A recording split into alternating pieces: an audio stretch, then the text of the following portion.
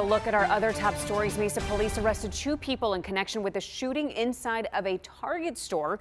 We've learned that one of those persons was released. The other is now facing a slew of charges. Our Jason Berry live in the newsroom with our top 3 at 3. Jace. Hey, Vanessa. Police have identified the suspect in last night's Target store shooting in Mesa. His name is Dylan Stinson. Officers were called out to the Target store off Power Road in Southern around 8 last night.